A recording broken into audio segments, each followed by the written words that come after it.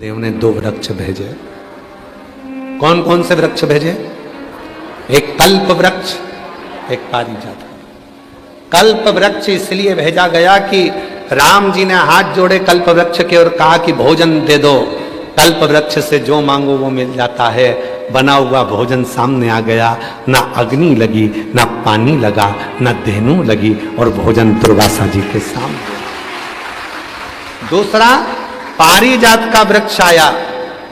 जिस पारिजात के फूल को किसी ने नहीं देखा था, वो राम जी ने दुर्वासा जी को दिया शिव जी को चढ़ाने के लिए। और वो फूल जो जमीन पर पड़े थे वो राम जी बीन कर दुर्वासा जी को दिए थे। शिव ने स्वीकार किए थे। शंकर भगवान उसी क्षण राम जी की साक्षी में कहते हैं, सुनो राघव, आज भूमि पर पड़ा हुआ यह पुष्प तुम्हारे हाथ का स्पर्श पाकर मेरे पास आया है।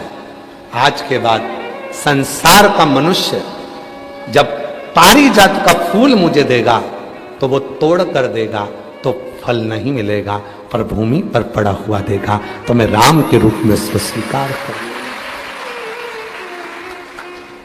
राम जी के हाथ के पुष्प के बराबर पुष्प पारिजात का भूमि पर पड़ा हुआ पुष्प हो जाता है।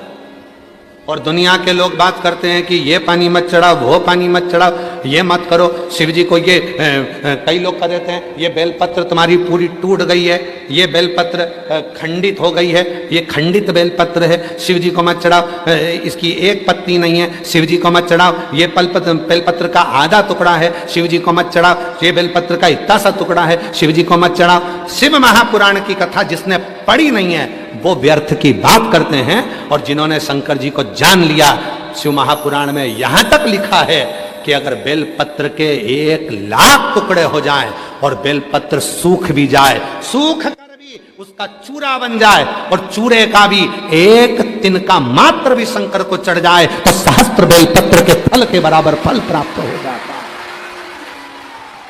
जो समझे ही नहीं उनको क्या समझाए? जो आज भी दिमाग में लेकर बैठे, खंडित है, खंडित है, खंडित है।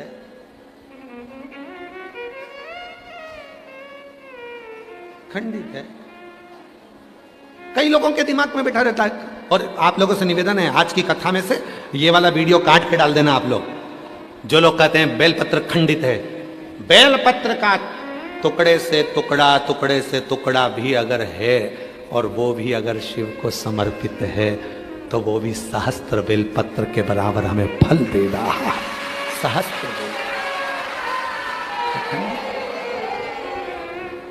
दुनिया में केवल एक ही तो है, पूरी दुनिया में केवल एक ही है, मेरा देव अधिदेव महादेव। भगवान विष्णु जी की मूर्ति खंडित होती है तो मूर्ति को बदलना पड़ता है। राम जी की मूर्ति खंडित होती है तो मूर्ति को बदलना पड़ता है। देवी जी की मूर्ति खंडित होती है तो मूर्ति को बदलना पड़ता है। दत्त भगवान की मूर्ति खंडित होती है तो मूर्ति को बदलना पड़ता है। 33 कोटि देवताओं की मूर्ति खंडित होती है तो मूर्ति को बदलना पड़ता है। और महादेव का शिवलिंग यदि खंडित भी हो जाता है तो वह अखंडेश्वर महादेव कहलाता है। शिव जी का शिवलिंग भी अगर खंडित हो जाए तो वो खंडित नहीं माना जाता।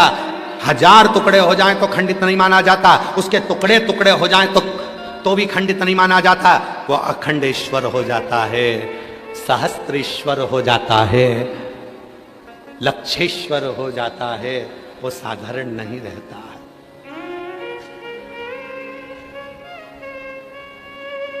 लक्षेश्वर अखंड है, वो खंडित ही नहीं हुआ। सारी दुनिया में सबसे ज्यादा आक्रमण अगर द्रोहियों ने करे हैं तो काशी पर करे हैं। अगर विधर्मियों ने सबसे ज्यादा आक्रमण करे तो काशी विश्वनाथ पर करे। सब कुछ तोड़ लिया उन्होंने, पर काशी आज भी अजर और अमर जैसी खड़ी की खड़ी है। अजर अमर है। गली गली के मकान तोड़कर देख लो, हर मकान के नीचे से शिवलिंग निकलेगा, हर ओटले के नीचे से शिवलिंग निकलेगा, हर भूमि के नीचे से शिवलिंग निकलेगा। विद्रोहियों ने पूरी तरह से शिवलिंगों को खंडित कर कर देख लिया, पर उनको क्या मालूम था ये विश्वनाथ है, जो दुनिया का भरण पोषण करने वाला है, ये कभी खंडित नहीं होता, ये तो अखंड है और अखंड ही रहेगा। ये अखंड है और अखंड ही रहेगा। ये कोई साधारण नहीं है, इसको समझना साधारण नहीं है। ब्रह्मा जी ने सब प्रदान कर दिया, सिंदूर गया। सिंदूर ने विचार करा कि मेरे को इतना सारा वर मिला, एकाध वर ऐसा मिला है कि अपनी भुजाओं में मैं सब कुछ दमोच सकता हूं, तो मैं जरा अपनी भुजाओं के बल को ब्रह्मा जी से तो शुरुआत करके देखो। जिस ब्रह्मा जी ने वर दिया था, जिस ब्रह्मा जी ने आशीर्वाद दिया था, जिस ब्रह्मा जी ने वर प्रदान कर दिया था, जिस ब्रह्मा जी ने अपना सब कुछ सिंदूर को दे दिया था, वो सिंदूर, वो उस बल को ब्रह्मा जी के सामने पहुंचकर, ब्रह्मा जी के सम्मुख में पहुंचकर वापिस आया ब्रह्मा के पास में। ब्रह्मा जी ने ध्यान लगाकर देखा कि आखिर बात क्या है। ब्रह्मा जी ने देखा ये तो मुझे ही दबाने के लिए आया है। फिर भी ब्रह्मा जी ने सामने आए सिंदूर से पूछा, बेटा सिंदूर क्या बात है? सिंदूर बोले, पिताजी बस मेरे मन में एक बात है, आपने जो वर दिया है ना, उसको मैं एक बार प्रैक्टिकल करके देखना चाहता हूं। मेरे भुजाओं में बल है कि नहीं, तो मैं आपको दबा कर देखना चाहता हूं। इतने में ब्रह्मा जी ने सिंदूर को समझाया, सिंदूर समझ नहीं पाया, नहीं समझे। ब्रह्मा जी भागकर भगवान विष्णु जी के पास पहुंच गए। मुझे बचाने का प्रयास करिए प्रभु, मुझे बचाने का प्रयास करिए, आप मुझे बचाइए प्रभु, मुझे बचाइए। भगवान नारायण ने देखा क्या बात है, सिंदूर आ रहा है, वो मुझे दबाना चाहता है, वर दिया है मैंने। भगवान नारायण ने देखा कि सिंदूर दौड़ता दौड़ता वहां आ गया। भगवान विष्णु ने सिंदूर को देखा और सिंदूर को देखकर भगवान विष्णु ने उसी समय पर समझाने का प्रयास करा, सिंदूर ये तुम्हारे पिता हैं और तुम इससे दबाना चाहते हो। सिंदूर कहते हैं मैं उनको नहीं दबाऊंगा, आपको दबा के देख लेता हूं, मुझे तो प्रैक्टिकल करना है, कहीं पर भी करूं। नारायण को दबाने के लिए सिंदूर आए तो नारायण ने सिंदूर को समझाने का प्रयास करा। सिंदूर ने कहा अगर तुम मुझे दबाना चाहते हो तो मुझसे प्रबल तो देवादिदेव महादेव हैं, जाओ उनको दबाकर बता दो। सिंदूर ने कहा यदि मेरी भुजा में इतना बल है तो देवादिदेव महादेव कहां रहते हैं? कैलाश पर, मृत्यु लोक में। सिंदूर आ गया कैलाश पर, मृत्यु लोक पर, भूमि पर।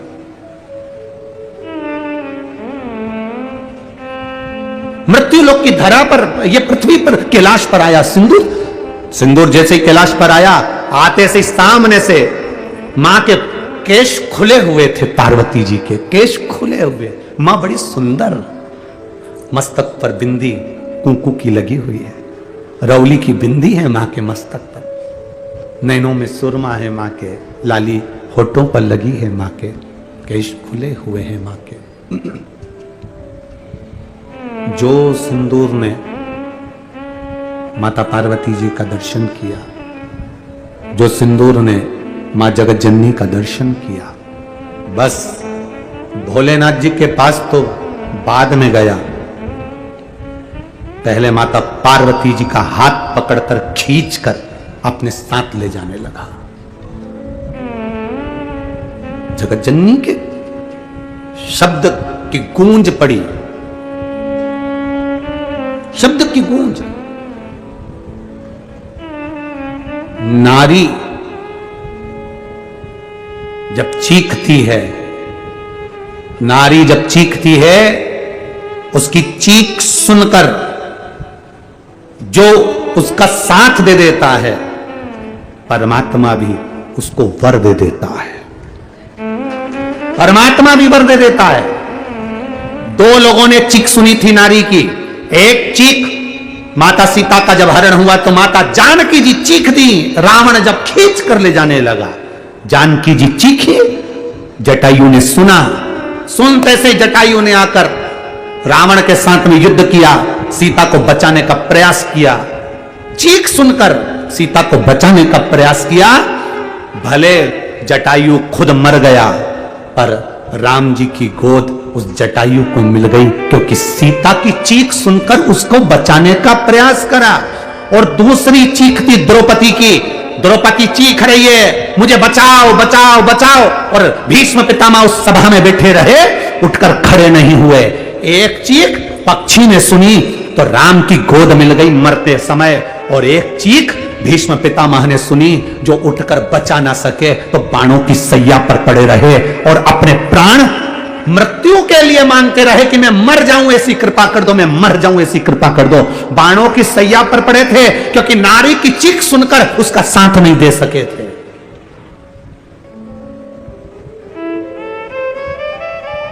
नारी की चीख सुनकर उसका साथ ना दे सके। अरे कितनी विडंबना होती है, जरा जरा सी बेटियों के साथ में गलत काम होता है, बेटियों का कत्ल कर देते हैं, बेटियों को मार डालते हैं, जरा से प्रेम के जाल में फंसाकर उन बेटियों को कहीं चक्कू से कहीं पत्थर से उनको मार देते हैं। और वहां लोग खड़े हुए देख रहे हैं, ढेर लगा हुआ है लोगों का खड़े हुए का, और बेटी चीख रही है, उसको पत्थर से मारा जा रहा है, उसको चाकू से गोपा जा रहा है, और तुम देख रहे हो।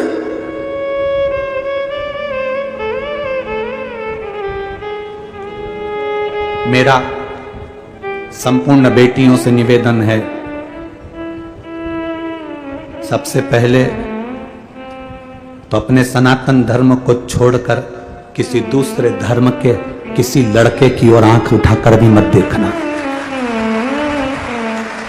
अपने सनातन धर्म के और देखिए, सनातन धर्म में ब्राह्मण भी है, क्षत्रिय भी है, वैश्य भी है, शूद्र भी है, पर दूसरे की ओर निगाह उठाकर मत देखिए। और याद रखो, अगर भूलवश तुम उस ओर चले भी गई हो ना, तो निवेदन है शंकर जी से प्रार्थना करूंगा कि तुम्हारी बुद्धि जल्दी ठीक हो और तुम वापिस अपने सनातन धर्म की ओर अग्रण्य हो, वापिस अपने सनातन धर्म की ओर अग्रण्यता हो।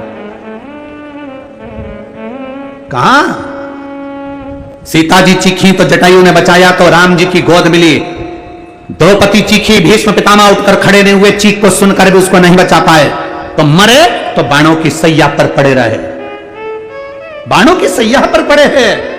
देवता देखकर करे गजब भीष्म पितामह, तुम तो भगवान का भजन करने वाले बाणों की सैया पर पड़े हो, क्योंकि तुम्हारे कर्म का भोग भोगना पड़ेगा। ये कर्म का भोग कोई दूसरा नहीं भोगेगा, तुम्हें खुद भोगना है, दूसरा नहीं भोग सकता।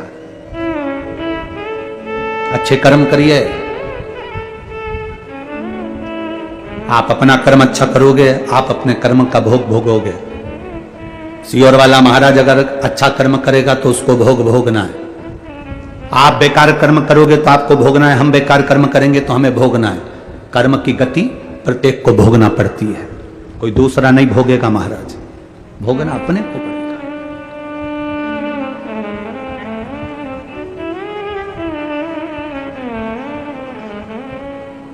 पार्वती मैया ने हाथ पकड़ा, सिंदूर ने मां जगत जननी जगदंबा का, जगत धात्री दुर्गा का हाथ पकड़कर जब खींच कर ले जाने लगा, मां चीख पड़ी, पार्वती मां चीखी।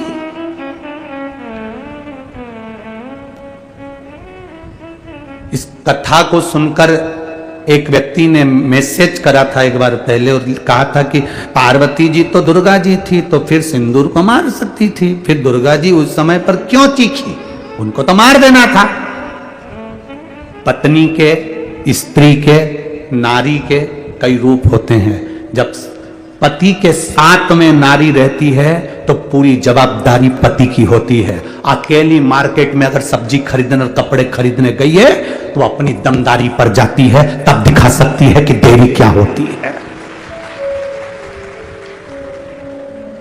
बच्चा भी ऐसा ही होता है, बच्चे की आदत होती है, अकेला बच्चा कहीं से गिर गया ना तुरंत कपड़े झाड़ कर खड़ा हो जाता है, और बच्चा अगर मां के साथ चल रहा है और गिर गया ना तो 25 बार रोता रहता है, लग गई लग गई लग गई, क्योंकि जब तक मां उसको ना संभाले, जब तक मां उसको प्रेम ना करे, जब तक मां उसको गले से ना लगाए, जब तक मां उससे लाड़ ना लड़ाए, जब तक मां उसको एक टॉफी ना दे दे, तब तक वो रोता ही रहेगा, भले उसको ना लगी है। बच्चे की आदत होती है, बच्चा मां है तो बड़ी सी टेबल पे से कूद जाएगा, मां है तो कहीं से भी कूद जाएगा, क्योंकि मेरी मां मुझे संभाल लेगी। ऐसे ही पत्नी, ऐसी नारी, ऐसी स्त्री होती है जो पति के साथ रहे, पति के साथ बैठी है, पति के सम्मुख में है, तो नारी सोचती है मैं क्यों जवाब दूं, जवाब देइए।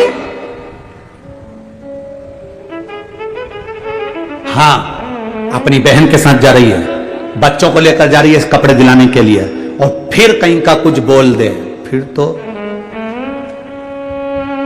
तेरे भक्त जनों पे माता वीर पड़ी है भारी, और दानव दल पे टूट पड़ी करके इतने में फिर कहीं का किसी ने कुछ बोल दिया, तो ये इधर आ रे, इधर आ, तेरे घर में माँ बेटी नहीं है क्या, जो मुझे घूर कर देख रहा है, ऐसा दिया ना छठी का दूध याद दिला दूंगी।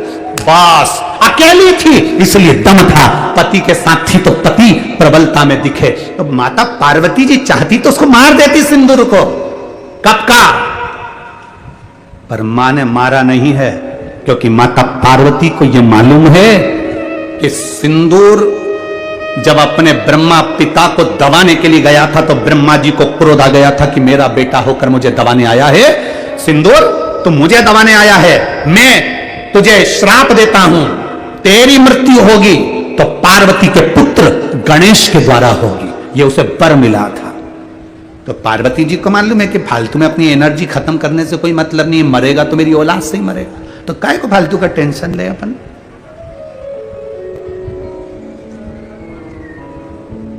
रोज रोज फोन लगा कर कहती हो साहब हमारा पैसा वापस लौटा दो, साहब हमारा पैसा वापस लौटा दो, साहब हमारा पैसा वापस लौटा दो। रोज रोज ये एनर्जी खत्म करने से कौन सा मतलब है। एक दिन सुबेरे उठो और उसके घर जाके सोफे पे बैठ जाओ, आओ काका जी चाय लाओ, काका जी। काका जी कहे आप यहां कैसे आ गए।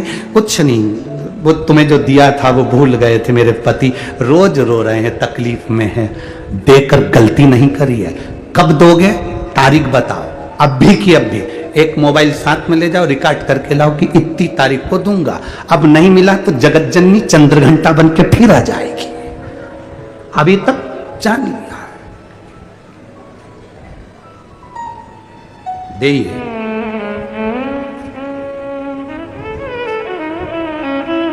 पार्वती जी सिंदूर को मार सकती थी, नहीं मेरा पुत्र मारेगा, मेरा बेटा मारेगा। देखो हाथ पकड़ा, चीखी मां, आवाज लगाया, शिव जी को क्रोध आया, शंकर भगवान दौड़ कर आए और शिव जी दौड़ कर आकर तुरंत त्रिशूल उठाकर सिंदूर की छाती पर दिया। पर वर था कि मरेगा पुत्र के द्वारा, शिव नहीं मार सकते। छाती पर दिया, लात मारी, दूर जाकर फिकाया। सिंदूर को लगा मेरा बल कम हो गया, यह कोई साधारण नहीं है। ब्रह्मा जी ने और भगवान विष्णु ने कहा था वो देव अधिदेव महादेव हैं, उसके सामने लोगों का बल कम हो गया। बस सिंदूर ने सोचा युद्ध करने से कोई मतलब नहीं है, पार्वती जी का हाथ छोड़ा, सिंदूर चला गया। समय आया, माता पार्वती जी स्नान करने गईं, तन पर उपटन लगाया था। उपटन किस चीज का था? चंदन का उपटन पार्वती जी ने लगाया था, अबीर गुलाल का उपटन पार्वती जी ने लगाया था ना। शिव महापुराण कहती है पार्वती जी ने गोबर का उपटन लगाया था, इसलिए शरीर में से जब गोबर को निकाला गया था तो एक गणेश जी बने थे जिनका नाम था गोबर गणेश। गोबर गणेश आज भी विवाह में, शादी में, बड़े कार्यक्रम में पीतल की मूर्ति नहीं रखी जाती है। आपके छत्तीसगढ़ में रखते हो तो बात दूसरी है, पर हमारे यहां तो आज भी शादियों में, बड़े बड़े फंक्शन में, मंडप के नीचे, कहीं विशेष फंक्शन में काय के गणेश जी बनते हैं? जम के बोलो जरा, गोबर के गणेश, मट्टी के गणेश, गोबर के गणेश बनकर बिठा दे। आज भी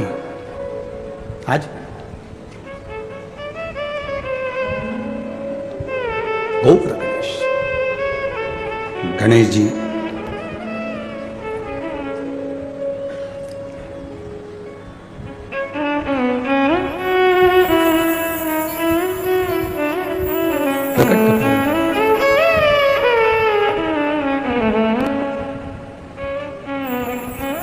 बस यही भाव।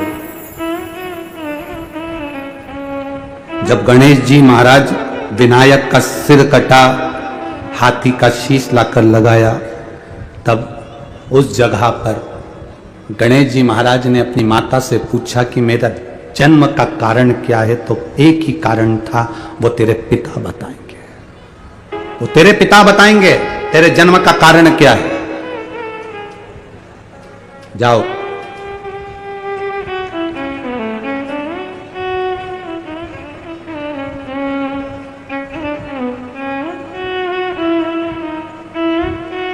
अब मिलने की ललकता जागी, मिलने की।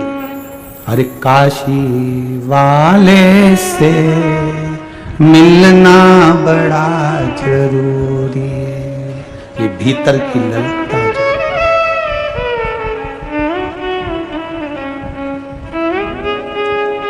गणेश जी गए, बाबा को प्रणाम किया, नमन किया। शंकर भगवान ने उनको हृदय से लगाया और हृदय से लगाकर कहा, गणेश जी ने कहा कि मेरे अवतार का कारण, मेरे प्रकट होने का कारण क्या है? तो कहा बस एक कारण है, सिंदूर का वध।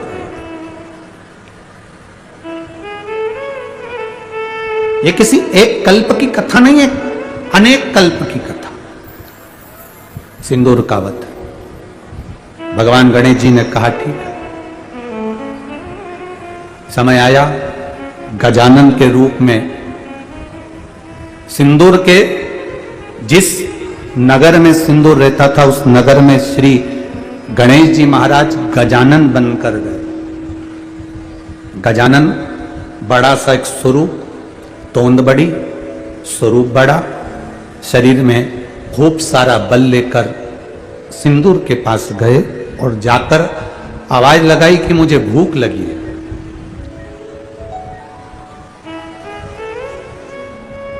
मुझे भूख लगी है, भोजन दिया जाए। सिंदूर अभिमत्ता में था, अहंकार में।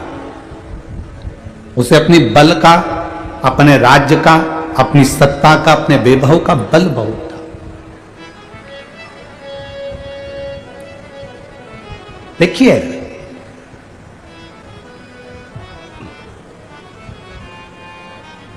पाप अपने आप हो जाता है, पुण्य अपने आप नहीं होता।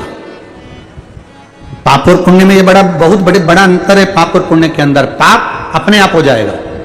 झूठ बोल दिया पाप हो गया, गलत कर्म कर दिया पाप हो गया, गलत दृष्टि से देख लिया पाप हो गया, किसी को चाटा मार दिया पाप हो गया, किसी का धन हड़प लिया पाप हो गया, किसी की कोई वस्तु रख ली पाप हो गया। पाप अपने आप हो जाता है, पर पुण्य अपने आप नहीं होता, पुण्य को करना पड़ता है।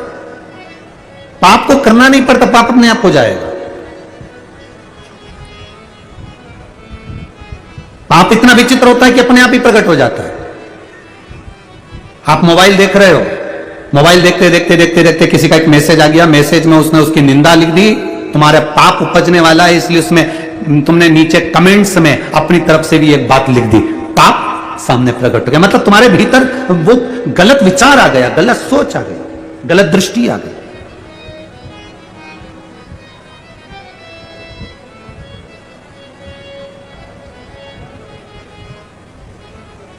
पाप अपने आप हो जाता है, पर पुण्य अपने आप नहीं होता, पुण्य को करना पड़ता। पुण्य को करोगे तो पुण्य होगा। किसी को भोजन कराया, भूखे को भोजन कराया, प्यासे को पानी पिलाया, तुमने अगर पुण्य कमाया, पुण्य की कमाई आपको खुद करना पड़ेगी, पर पाप अपने आप हो जाता है। पाप को वो कहते हैं ना, अंदर जो भरा होता है वही, जो अंदर भरा है वही, उसी की डकार आती है, जो अंदर भरा है। अब तुम एक प्रैक्टिकल करके देखना। अब इसको प्रैक्टिकल करने की भी जरूरत नहीं पड़ती, आप तो करे हुए हो प्रैक्टिकल। आप एक काम करना, कड़ी बनाकर चावल के साथ कड़ी खा जाना। अब तुम्हें दिन भर कड़ी की डकार आएगी कि नहीं आएगी? अरे बोलो तो जम के जरा। अब इडली सांभर खा लो, बोलो जम के बोलो जरा, इडली सांभर की डकार आएगी। गुलाब जामुन खा गए, जलेबी खा गए, पानी पतासा खा गए, पानी जो अंदर भरा है डकार उसी की आती है। जिसके अंदर ईर्ष्या भरी होती है वो 24 घंटे बुराई में लगा रहता है, क्योंकि डकार उसी की आती है, डकार आती है। जिसके भीतर ईर्ष्या भरी है तो ईर्ष्या की डकार आएगी, नफरत भरी है नफरत की डकार आएगी, निंदा भरी है निंदा की डकार आएगी। तुम्हारे भीतर किसी की उन्नति देखकर, किसी की प्रोग्रेस देखकर, किसी के चार चांद देखकर, किसी की फैक्ट्री देखकर, किसी की दुकान देखकर अगर तुम्हारे मुख से गलत विचार निकल रहे हैं, गलत बात निकल रही है, तुम किसी के लिए गलत लिख रहे हो, गलत सोच रहे हो, गलत बोल रहे हो, तो समझ लेना तुम्हारे अंदर कूट कूट के ईर्ष्या भरी हुई है, इसलिए उसकी डकार आ रही है। तुम्हारे अंदर बुराई भरी है तो बुराई की डकार आ रही है। तुम्हारे अंदर निंदा इतनी भर गई कि निंदा की डकार आ रही है। तुम्हारे अंदर इतना गंदगी भर गई कि तुम्हें कोई दुनिया का कोई व्यक्ति अच्छा ही नजर नहीं आ रहा, क्योंकि तुम्हारे अंदर बुराई की डकार आ रही है। वो केवल अंदर जो भरा है उसी की डकार प्रकट होती है।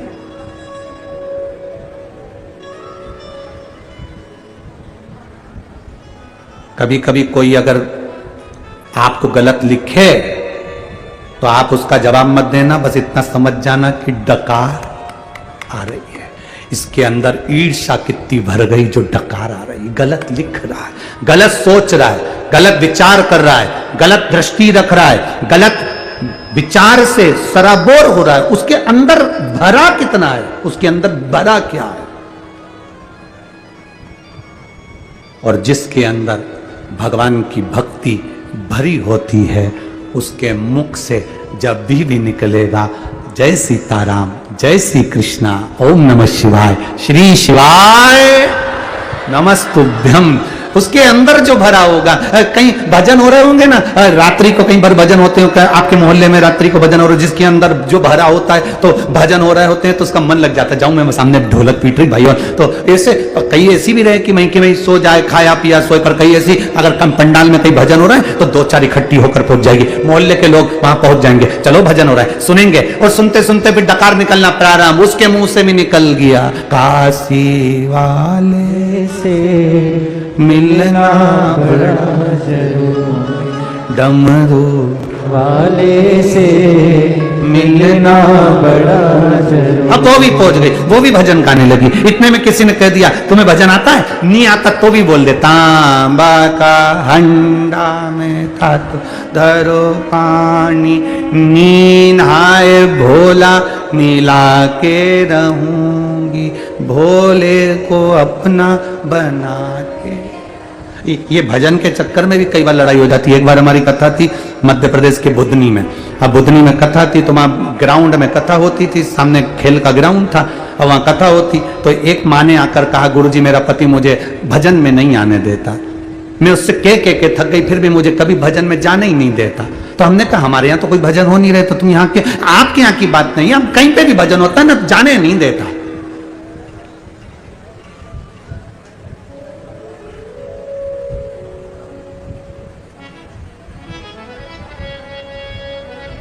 हमने कहा तेरे पति को लेके आना। वो अपने पति को लेके आ गई कथा में। कथा पूरी हुई तो मिलने आई। अब मिलने आई तो हमने उससे पूछा, क्यों रे भैया तो इसको भजन में क्यों नहीं जाने देता? भजन से क्या प्रॉब्लम है ये बता। कि नहीं जाने दूंगा तो नहीं जाने दूंगा, आप महाराज हो, आपका आदर है, सम्मान है, पर इसको मैं भजन में नहीं जाने दूंगा। हमने कहा बता तो दे कि क्यों नहीं जाने देगा। बस नहीं जाने दूंगा। अरे तो क्यों नहीं जाने देगा? अरे गुरुजी जब भी भजन में जाती है शंकर जी का एक ही भजन गाती है, कैलाश पर्वत पे जाके रहूंगी, भोले को अपना बना के रहूंगी। तो हमने कहा इस भजन से तो तकलीफ क्या है? बस तकलीफ एक ही है, हमारे पड़ोस में भोला रहता है, इसलिए इसको भजन में नहीं जाते। कुछ भी वो भोला चाट वाला ठेला लगाता है। तो मैंने कहा जी जी तेरे हाथ जोड़ू, तू आज के बाद ये भजन मत गाना। कि नहीं गाऊंगी, नहीं गाऊंगी। फिर कौन सा गाएगी? बस उसने कहा मैं गा के बता दूं। मैंने बता, अपने भोले की मैं तो बनी रे जोगनी। इतने में फिर वो भयंकर चिल्ला छोट चालू कर। हमने कहा तो भोले ही मिले, जब देखो जब भोला का भजन गा, शिव जी का गा ले, शंकर जी का गा ले, भोला मत बोल। तो कि ठीक है मैं चेंज कर दूंगी। अब इसमें क्या सोचना मारा है? तो बड़ी बड़ी बड़ी विडंबना है कई लोगों की। कई बार विचित्रता में आ जाता है। अब भगवान गणेश जी महाराज बड़ा सा रूप रखकर भोजन करने के लिए गए। इसको अभिमान था, बहुत बहुत विचित्र। जो डकार अंदर भरी हुई है, जो भोजन भरा हुआ, जो चीज अंदर भरी है वो डकार में निकलती है। ईर्ष्या भरी होगी, ईर्ष्या निकलेगी। नफरत भरी होगी, नफरत निकलेगी। आपके शब्दों में, आपकी वाणी में, आपकी लेखनी में वो सामने प्रकट होगी जो आपके अंदर भरा है। आप अगर गलत लिख रहे हो समझ लेना आपकी डकार कैसी है, गलत बोल रहे हो समझ लेना आपकी डकार कैसी है। आपने क्या भरा है आपके अंदर वो आप प्रकट कर रहे हो। अरे मत बुरे कर्म कर बंदे वरना पछताएगा, भगवान की आंखों से तू बच नहीं पाएगा, तू बच नहीं पाएगा। अरे ओ अज्ञानी मत कर नादानी, तेरे कर्म का फल भी तू ही पाएगा, जैसा किया तूने तेरे आगे आएगा। मत बुरे कर्म कर बंदे वरना पछताएगा, भगवान की आंखों से तू बच नहीं पाएगा, तू बच नहीं पाएगा। तो पाप करा नहीं जाता, अपने आप हो जाता है, और पुण्य को करना पड़ता है। पुण्य हमें करना पड़ेगा। झूठ निकल जाता है, सत्य बोलने की प्रैक्टिस करना पड़ेगा, सत्य बोलने की प्रैक्टिस करना पड़ेगा। गणेश जी ने कहा मुझे भूख लगी है, गजानन बन कर आए, भूख लगी है। अहंकार में फूला हुआ था सिंदूर,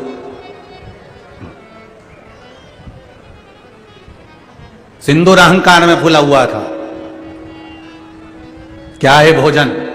सिंदूर ने अपनी सभा में बैठकर कह दिया कि इस बच्चे को भोजन कराओ, जाओ बालक को भोजन कराओ। कभी जिंदगी में किसी को छोटा मत समझो। 70 साल के बूढ़े व्यक्ति का मोबाइल अगर बिगड़ जाता है तो 10 साल का बेटा पोता मोबाइल का फंक्शन सही कर देता है, और 70 साल का बूढ़ा व्यक्ति अपना मोबाइल सही नहीं कर पाता है। 15 साल का पोता गोदी में बैठकर दादाजी मेरे को दो, क्या हो गया बेटा, देखते जरा इसमें कॉल अपन उठाओ तो बंद हो जाता है, आवाज ही नहीं आती है। मैंने लगा लगा के देख लिया, तो तेरे पिताजी से भी कहा, पिताजी ने देख लिया, बहू से कहा, बहू ने देख लिया। पोता बोला दादा लाओ मेरे को दो। दादा के पलंग पर बैठा पोता, पांव लंबा, गोदी में दादा के पांव, और बैठ के तकिया से और 5 मिनट में करके दे दिया, दादा ये देखो चालू हो गया। देखो दादा ने जो फोन पे बात करी, गजब गजब, छोरे को पारे मेरा बाबू कितना जोरदार, तूने मेरा मोबाइल अच्छा कर दिया। तेरे पिताजी से नहीं हुआ, तेरी माताजी से नहीं हुआ, तेरे भाई से नहीं हुआ, और तू 10 साल का 15 साल का और तूने मोबाइल अच्छा कर दिया। कभी कभी ये मत सोचना कि छोटा किसी काम का नहीं रहता, ये अंदाजा लगा कर रखना। घर में बड़े बड़े बर्तन होते हैं पर वो बर्तन कभी कभी काम आते हैं। घर में जो छोटे छोटे बर्तन होते हैं सबसे ज्यादा काम वो ही आते हैं, इसलिए जो छोटे हैं उनको साथ लेकर चलिए। बड़े बर्तन कभी कभी काम आएंगे और छोटे बर्तन, अरे बोलो जम के बोलो जरा, ये बड़े बड़े जो होते हैं ना, ये हम बोलेंगे तुम्हें बुरा लग जाएगा रे बाबा, इसलिए हम बहुत सारी कथा तो गायब कर देते हैं। फिर भी मन करता है कि बोल दो तो अच्छा है, नहीं तो पेट दुखेगा। ये बड़े बड़े जो बर्तन होते हैं ना, बड़े बड़े नेता हों, ये तो बहुत कम काम में आते हैं। छोटे छोटे बर्तन कार्यकर्ता जो होते हैं इन्हीं से नैया पार हो जाती है, इन्हीं से। छोटे बर्तन, अब बड़ा बर्तन कितना काम आ रहा है? ऊपर से ऑर्डर लिख दिया कलेक्टर साहब ने, नीचे से ऑर्डर कर दिया एसपी साहब ने, उससे नीचे गया एसडीएम साहब, उसके नीचे गया टीआई साहब, और बाकी का जो ये सारा झमेला झेल रहा है वो ऊपर वाले झेल रहा है। ये बेचारे जितने खड़े थे सब छोटे बर्तन थे, तो कथा का पूरा पानी झेल के ले गए। छोटे बर्तन, बड़े बर्तन नहीं, छोटे बर्तन। छोटे को साथ लेकर चलो, कभी मत सोचो कि बड़े काम आएंगे, ना ना, छोटे भी काम आएंगे। इसलिए हमारा सनातन धर्म में ब्राह्मण क्षत्रिय, वैश्य, शूद्र, इन सबको एक जगह पर लेकर आते हैं। सनातन धर्म में कोई अलग नहीं। सनातन धर्म में कहा जाता है ये चार चौकी के चार पाए हैं, ये हैं तो हमारा सनातन धर्म टिका हुआ है। छोटे से लेकर बड़े तक सबको साथ कर चलना है। घर में जब कोई काम होता है, फंक्शन होता है, बड़े सोफे पर बैठे रहते हैं, काम तो छोटा ही करता है।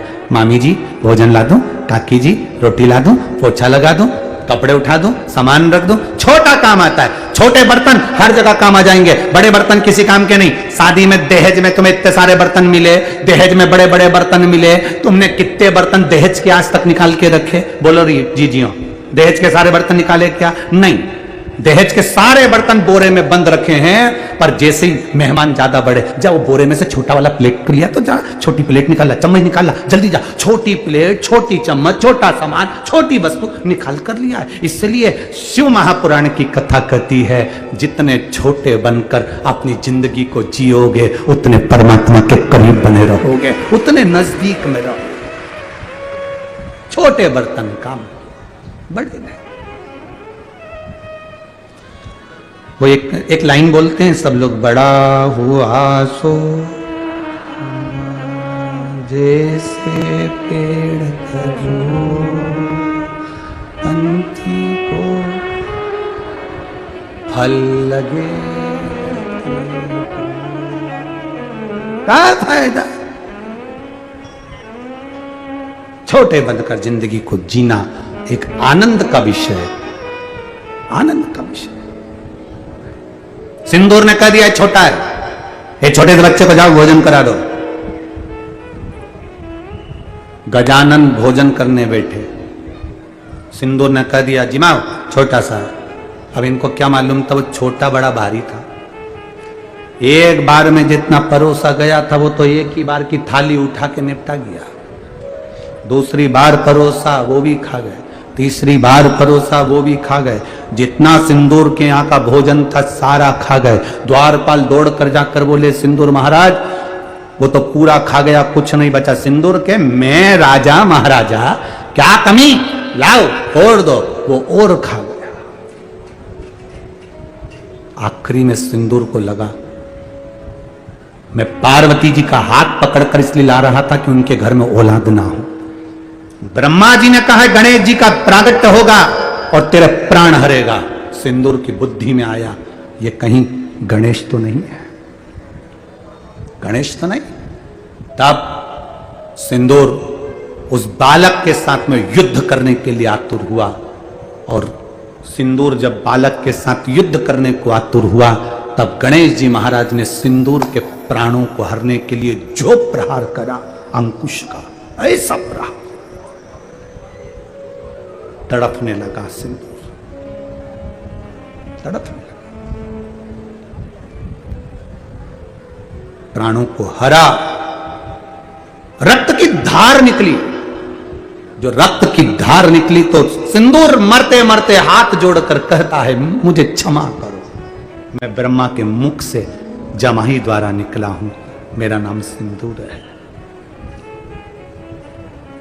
यम भी मुझसे दूर रहते हैं, आप कृपा करो, दया करो।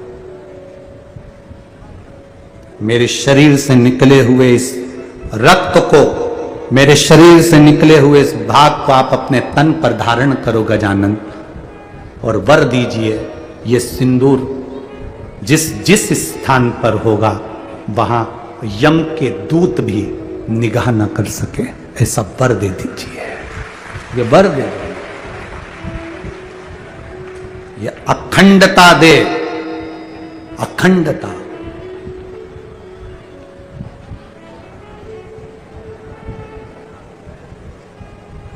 तुमने मेरी माता का हाथ का स्पर्श किया है? सिंदूर कहते हैं मेरी मृत्यु आपके द्वारा लिखी थी, इसलिए मैं पार्वती माता को लेकर जा रहा था, पर आज मैं सिंदूर गजानन आपके चरणों को मस्तक रख कर ये मांगना चाहता हूं कि जिस नारी के मांग में मस्तक पर ये सिंदूर रहेगा, उस नारी का सौभाग्य अखंड रहेगा। ये वर दे दो, अखंडता वर दिया। गजानन आपके तन पर ये मेरा सिंदूर, ये मैं आपके तन पर सदा रहूं, ऐसा आशीर्वाद दीजिए। भगवान देवादिदेव महादेव ब्रह्मा विष्णु सब एकाग्रित हो गए और एकाग्रित होकर सिंदूर को वर के रूप में दिया कि गजानन ही नहीं, जिस भी देवता के संग में सिंदूर तेरा सानिध्य होगा और ये सिंदूर तेरी भी अखंडता रहेगी और यम के दूत उस जगह से दूर रहेंगे। गणेश जी महाराज सिंदूर अपने तन पर धारण कर लिए, वही सिंदूर श्री हनुमंत लाल जी ने भी त्रेता में धारण किया, वही सिंदूर श्री भैरव बाबा ने अपने तन पर धारण करा, क्योंकि विनायक श्री गणेश जी महाराज ने सिंदूर की महत्वता का व्याख्यान वर्णन किया, वर्णन किया, प्रयास किया जाता है। हमारे सनातन धर्म में, हमारे हिंदू धर्म में, हमारे सनातन धर्म का एक गौरव है, जब मकान का मुहूर्त हो, दुकान का मुहूर्त हो, दीपावली का पूजन हो, कोई विशेष फंक्शन हमारे यहां होता है, तो दरवाजे पर स्वस्तिक सिंदूर का बनाया जाता है। घृत में घोलकर, गाय के घी में उसको घोलकर स्वस्तिक बनाया जाता है। क्यों? क्योंकि वहां यम के दूत की भी दृष्टि नहीं पड़ती, उस पर किसी की नजर नहीं पड़ती है।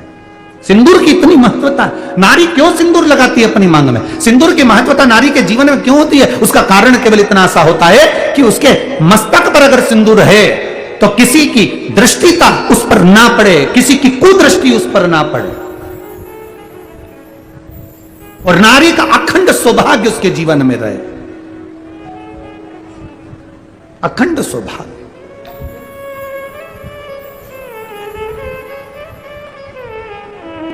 दो चीजें बड़ा भारी होती है, एक मांग का सिंदूर और एक गले में पड़ा हुआ मंगल, जम के बोलो जमा, मंगल सूत्र। मंगल सूत्र को अगर आप देखोगे तो मंगल सूत्र में काला दाना फिर पीला दाना, सोने का दाना, ठीक है, काला दाना फिर सोने का दाना। मंगल सूत्र में सोने ही सोने का दाना नहीं होता, मंगल सूत्र में काला दाना और सोने का दाना होता है, आखिरी में एक पेंडिल होता है। मंगल सूत्र हमारे को, स्त्री को जब शादी का समय होता है, उसका पति उसके गले में जो मंगल सूत्र पहनाता है, उस मंगल सूत्र में काला पीला, काला फिर सोने का, काला फिर सोने का दाना, फिर पेंडिल होता है। वो मंगल सूत्र शादी के मंडप में पति पत्नी को क्यों पहनाता है, उसका एक कारण होता है, पति पत्नी के गले में मंगल सूत्र देते समय कहता है, इस मंगल सूत्र को देख लो, इसमें काला धागा है तो एक पीला दाना है, मतलब अपनी जिंदगी पूरी एक जैसी कभी नहीं रहती, जीवन में काले दिन भी आते हैं तो सोने जैसे चमक वाले दिन भी आएंगे, और जीवन को हमें जीना है। अच्छे दिन आएंगे, बुरे दिन आएंगे, काले अगर मोती पड़े हैं तो सोने का मोती भी पड़ा है, कुछ दिन अगर काले निकलेंगे तो सोने का दिन अर्थात अच्छे दिन भी आएंगे। ये दिन चलते चलते चलते चलते जो आखिरी में पेंडिल है उस पर पहुंचेगा, मतलब एक ना एक दिन जीवन का ऐसा आता है कि हमारे जीवन को हम सुखमय जीने का तरीका सीख जाते हैं। वो मंगल सूत्र, मांग का सिंदूर, नारी के तन पर पड़ा हुआ 16 श्रृंगार में से एक एक श्रृंगार नारी के जीवन के एक आनंद को दर्शाता है। आनंद, वो एक आनंदता का प्रदान करता है।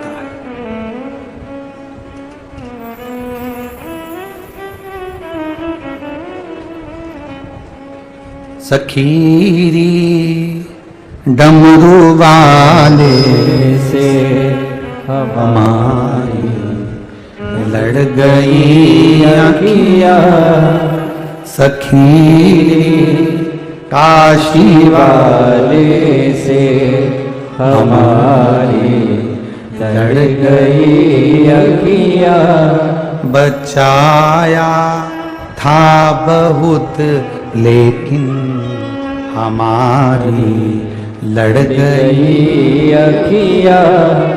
शिव तत्व कह रहा है, भगवान शंकर का संवाद कह रहा है। सिंदूर के जाने के बाद में भगवान देवादिदेव महादेव ने भगवान विनायक को, भगवान गणेश को अपने गले से लगाया। सहजता नहीं है मां। भगवान विनायक को गले से लगाया, हृदय से। समय आया, आगे वर्णन आता है, ब्रह्मा जी ने सृष्टि की रचना करी। रचना करने में ब्रह्मा जी महाराज भगवान शिव के अर्धनारीश्वर स्वरूप का दर्शन करे और उनके हृदय से दक्ष जो प्रकट हुए उनका विवाह प्रसूति के साथ किया। प्रसूति, जिस प्रसूति ने अपने गर्भ से कई कन्याओं का जन्म दिया, आखिरी में दक्ष प्रजापति ने माता का स्तुति कर कर एक कन्या और मांगी, मुझे एक कन्या का और जन्म हो जाए। मां भवानी ने, मां दुर्गा ने, मां देवी ने कहा तुम्हारे घर में पहले से 60 कन्याएं जन्म ले चुकी है, एक कन्या और मांग रहे हो, क्यों? तो दक्ष प्रजापति ने कहा बेटा एक कुल को तारता है और बेटी 2 कुल को तार देती है, इसलिए बेटी का जीवन एक आनंद का जीवन है, आनंद का जीवन। मेरी जीजियों,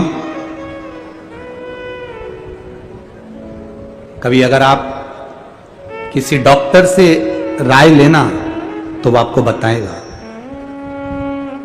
पुत्र के जन्म देने वाली मां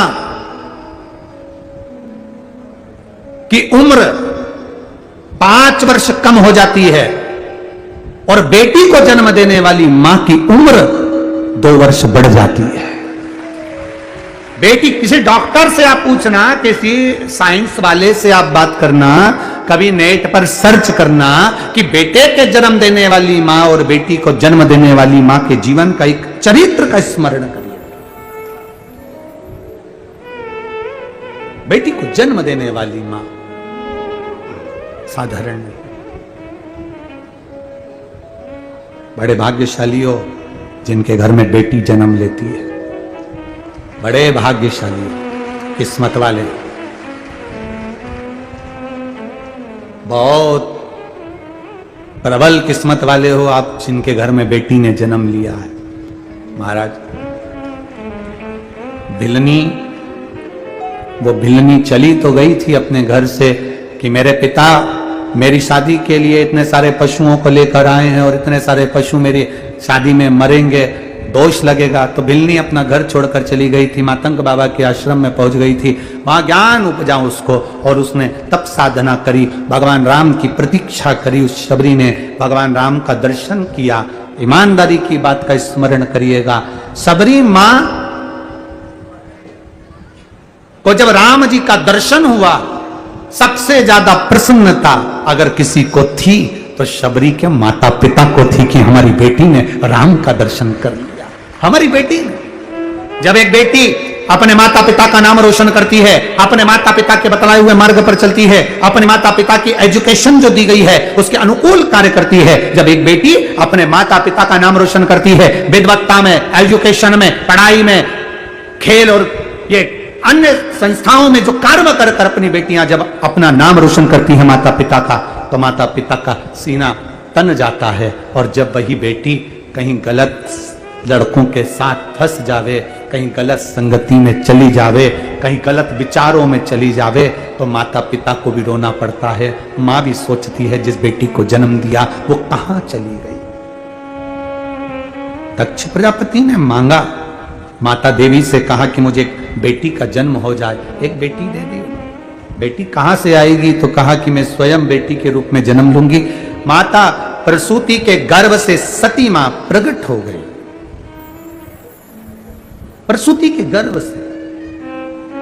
हॉस्पिटल में जहां बच्चे को जन्म दिया जाता है उस कमरे का नाम होता है प्रसूति कक्ष।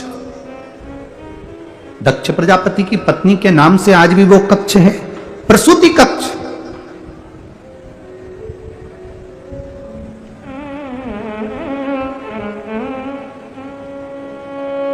क्योंकि जितने बच्चे जन्मे थे माता प्रसूति की यहां, सब विद्वान, सब ज्ञानवान, सब प्रबल थे, सब प्रबल। सती मैया का जन्म हुआ, शिवजी के साथ मंगल विवाह हुआ। विवाह होने के बाद सती मां भगवान महादेव के साथ में कुंभज बाबा के आश्रम में, अगस्त ऋषि के आश्रम में कथा श्रवण करने के लिए गई, पर उनका मन नहीं लग पाया, चित्त नहीं रम पाया। कथा में मन लगाना थोड़ा कठिन काम है, बहुत कठिन।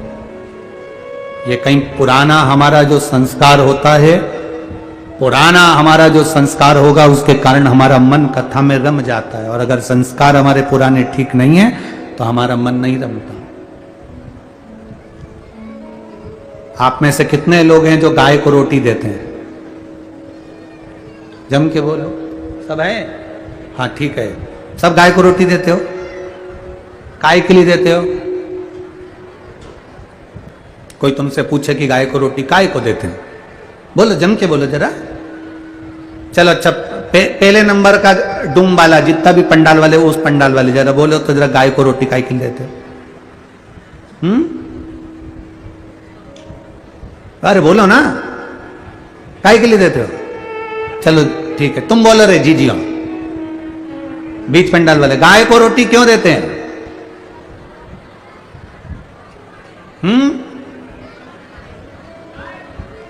गाय दूध देती है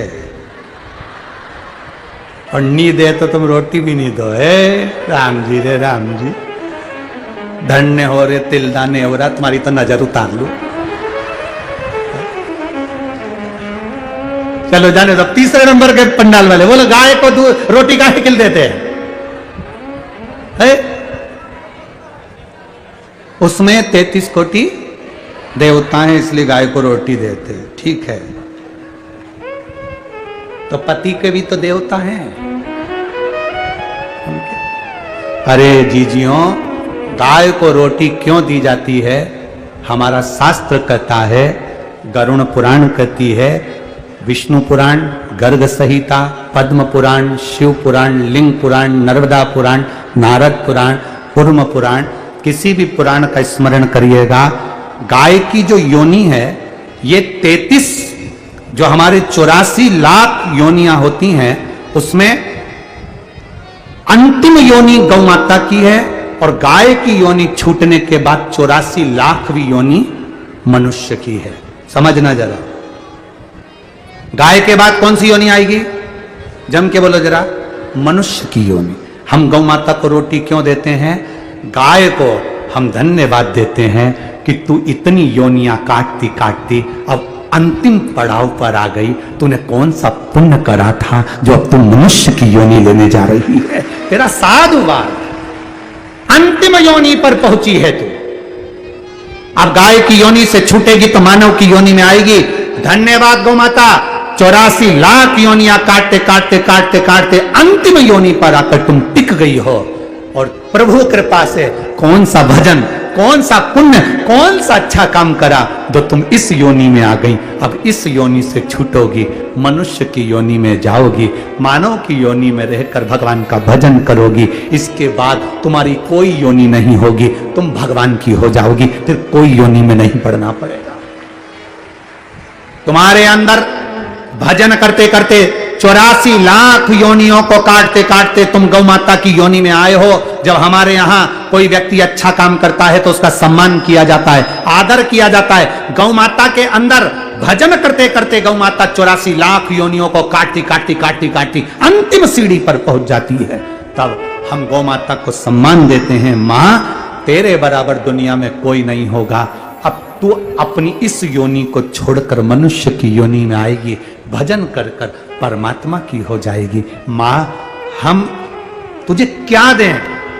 तेरा भजन का प्रताप इतना है, हम तुझे क्या दें मां? तो गौ माता हम तुझे दंडवत करते हैं, नमन करते हैं, और तेरे अंदर जो भक्ति है भगवान की, उसके लिए हम एक रोटी का दान करते हैं जो तेरे अंदर 33 कोटि देवताओं को देने के बराबर है। हम उसका आदर कर रहे हैं, हम उसका सम्मान कर रहे हैं, हम उसका सत्कार कर रहे हैं। इतनी बड़ी योनि में पहुंचने के बाद तू अब अंतिम पड़ाव की ओर जा रही है। अंतिम पड़ाव। हे गौ माता, साध होता है तो साध साध।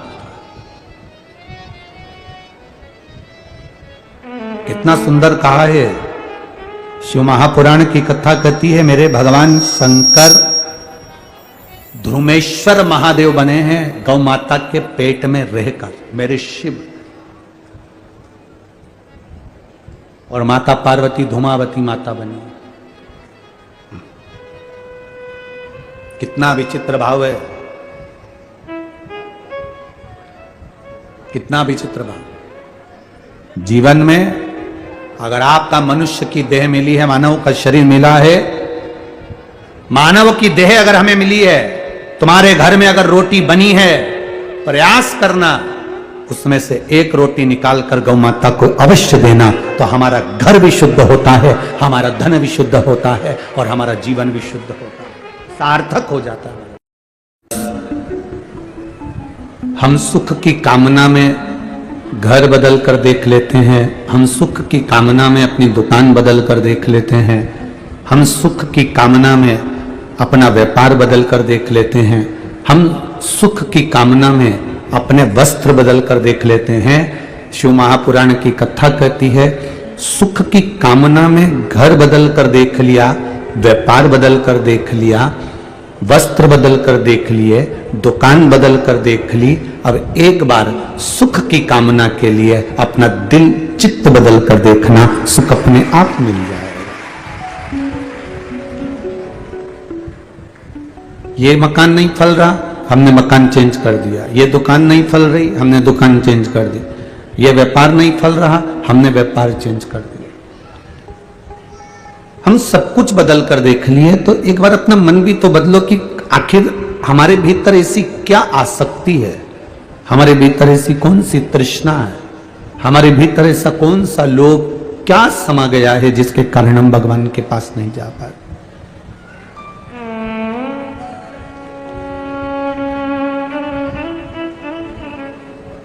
जब हमारे भीतर से हमारे चित्त को हम बदलेंगे, हमारे मन को हम बदलेंगे, हमारी बुद्धि को, हमारे चिदानंद को हम बदलेंगे, हमारे मन को थोड़ा सा बदलने का प्रयास करेंगे,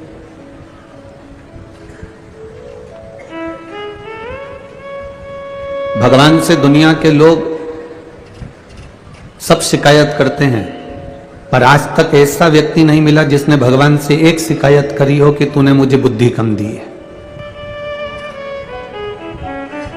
तुम्हारे यहां कोई मिला हो तो बता देना ऐसा, जिसने कभी भगवान के सामने जाकर कहा हो कि तूने मुझे बुद्धि कम दी है। दुनिया के लोग शिकायत करते हैं भगवान से, तूने मुझे गाड़ी नहीं दी, तूने मुझे बंगला नहीं दिया, तूने मुझे बेटा नहीं दिया, तूने मुझे बेटी नहीं दी, तूने मुझे शादी नहीं करी, मेरी पत्नी नहीं आई, मेरा पति नहीं मिला, मुझे मकान नहीं दिया, मुझे सरकारी नौकरी नहीं दी, मुझे गवर्नमेंट का जॉब नहीं दिया, मुझे ये नहीं दिया, मुझे जमीन नहीं दी, मुझे जायदाद नहीं दी।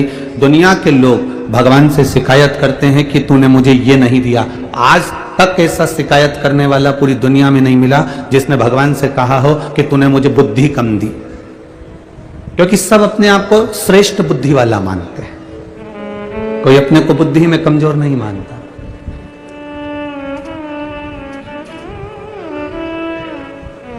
एक श्रेष्ठता आप में है कि आप अपने आप को बुद्धि में कमजोर नहीं मानते, तो शिव महापुराण की कथा कहती है फिर भगवान की भक्ति में कमजोर कैसे हो सकते हो, उसके भजन में कमजोर कैसे हो सकते हो, आप उसके अनुमोदन में, उसके निवेदन में, उसकी श्रद्धा में अपनी कमी कैसे ला सकते हो, उसके विश्वास में अपनी कमी कैसे ला सकते हो। हम अपने भरोसे को प्रबल क्यों नहीं बना पाते।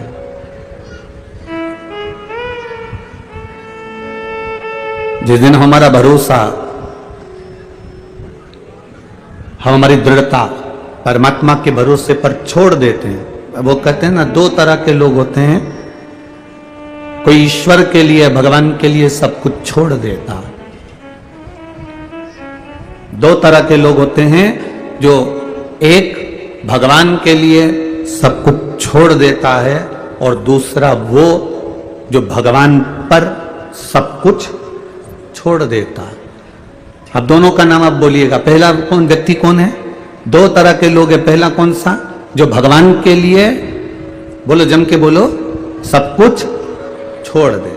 कई लोग कहते हैं हमने घर छोड़ दिया, हमने ये परिवार छोड़ दिया, हमने रिश्ते छोड़ दिए, भगवान के लिए हमने अपना मकान छोड़ दिया, भगवान के लिए हम जंगल में जाकर बैठ गए, भगवान के लिए हमने वानप्रस्थ धारण कर लिया, भगवान के लिए हमने भोजन छोड़ दिया, भगवान के लिए हमने खाना पीना छोड़ दिया, भगवान के लिए हमने सब सुख छोड़ दिया। कई लोग मिलते हैं जो कहते दो तरह के लोग होते हैं, एक भगवान के लिए, ईश्वर के लिए सब कुछ छोड़ देते हैं, और दूसरा वो होता है जो ईश्वर पर सब कुछ छोड़ देता है। इसमें सबसे प्रबल कौन सा है? इन दोनों में श्रेष्ठ कौन सा है? चलो बोलो रे छत्तीसगढ़ वालों, तिलदाने वाले बोलो जरा, दोनों में श्रेष्ठ कौन सा है? पहला है भगवान के लिए सब कुछ छोड़ देना, और दूसरा है भगवान पर सब कुछ छोड़ देना। अब आपके हिसाब से श्रेष्ठ कौन सा है, पहला कि दूसरा? दूसरा। बस आपके लिए ताली बजा लो कि आज आपने श्रेष्ठता का निर्णय दे। ये आपके लिए है। शिव महापुराण की कथा कहती है, हम भगवान के लिए सब कुछ छोड़ दिए, छोड़ने के बाद भी हम जंगल में जाकर बैठ गए, वन में जाकर बैठ गए, गंगा जी के तट पर जाकर बैठ गए, और उसके बाद